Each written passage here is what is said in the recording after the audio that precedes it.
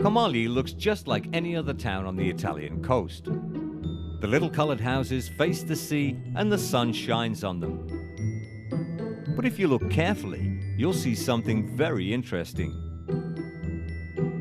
In the town of Camogli, there are many things that seem real, but they're not.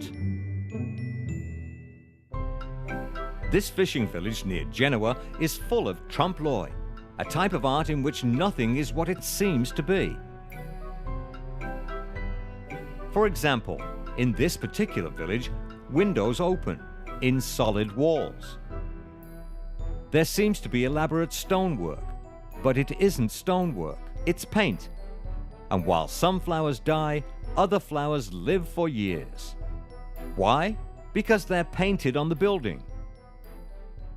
In the past, Camogli's fishermen used to paint their houses in bright colors and unusual designs.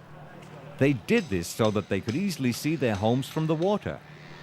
Then in the 1700s, this style of art became a way to make small, simple buildings look grand and seem like they cost a lot of money. Now there are still thousands of trompe l'oeil houses in this area, but only a few artists still paint them. Raffaella Stracca is one of these artists. She learned this style of painting from her grandmother. Raffaella uses a mixture of old and new methods to create her work. Facciate dipinte. You find a lot of these painted facades in the area of Liguria, a lot. But for a while, it seemed like no one was doing them anymore. It takes a long time to become a good trompe l'oeil painter. Raffaella has worked for 20 years to be able to paint stone so well that it looks real, even if you're close to it. Like most painters, Raffaella learned trompe l'oeil from other artists, not in a school. But these days, there are fewer artists, fewer teachers, and fewer places to learn the technique. In Florence, the Palazzo Spinelli Art School has one of the few trompe l'oeil programs available. Painters work a full year to learn how to make everything from trompe l'oeil stonework to fake doors.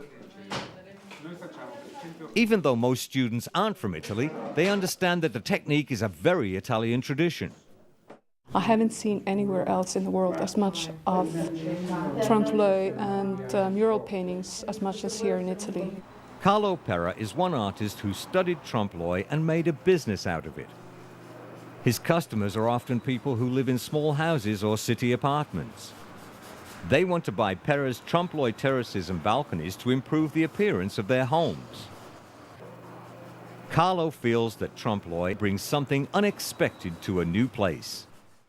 Trompe l'oeil means bringing the central city of Milan to the sea, or the sea to the mountains, or even the mountains to the sea. Carlo's style comes from history. He uses an art book from the 1300s to study the technique.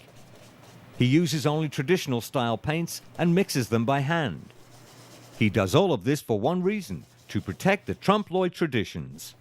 It's easy to see. If we lose the trompe l'oeil tradition, then very little of Camogli's culture will remain. We'll have museums, but that's not much. Culture should be seen. Everyone should enjoy it. Fortunately, in this part of Italy, you can still see the local culture everywhere. It's in the street, in the bay, and in the cafes of the town. But remember, in Camogli, what you see might not be what you think it is. So don't always believe your eyes.